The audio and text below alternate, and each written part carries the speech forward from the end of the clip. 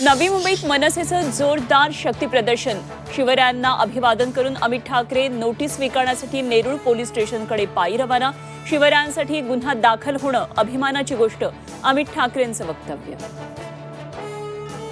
एकनाथ शिंदे आणि माझ्यात कोणताही दुरावा नाही, आमचा एकमेकांशी उत्तम संवाद। दुराव्याच्या चर्चांना मुख्यमंत्री देवेंद्र फडणवीसांकडून पूर्णविराम। राज्यातील जिल्हा परिषद निवडणुका पुढे जाण्याची शक्यता, उपमुख्यमंत्री अजित पवारांनी व्यक्त केला अंदाज। आरक्षणाबाबत कोर्टात खटल्याचा निकाल लागल्यानंतर निवडणुका होण्याची शक्यता। हसन मुश्रीफांचा कार्यकर्त्यांना दम, नेत्यानं घेतलेला निर्णय पटो न पटो तो मान्य करायचा, मुश्रीफांकडून कार्यकर्त्यांना तंबी। विकासामागे राहायचंय की भाषण करणाऱ्यांमागे, मंत्री दत्तात्रय भरणेंची हर्षवर्धन पाटलांवर टीका। इंदापुरातील प्रचारसभेत भरणेंचा घणाघात।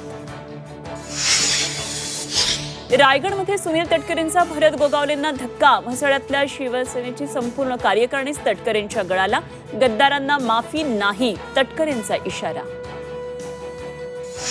संगमनेरमध्ये भाजपच्या माजी नगरसेवकांची बंडखोरी, मेघा भगत निवडणुकीच्या रिंगणात।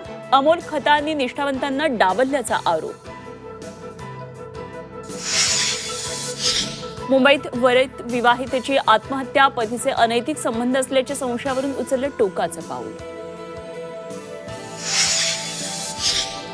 कोल्हापुरात टीईटीचा पेपर फोडण्याचा प्रयत्न करणाऱ्या टोळीला अटक, 9 जण पोलिसांच्या ताब्यात। संशयित आरोपींची संख्या वाढण्याची शक्यता। अहिल्यानगरच्या साकुरी गावात बिबट्याचा मुक्त संचार, बिबट्यामुळे ग्रामस्थांमध्ये भीतीचं वातावरण। परिसरात आणखी बिबट्या असल्याचा दावा, बिबट्यांचा बंदोबस्त करण्याची मागणी।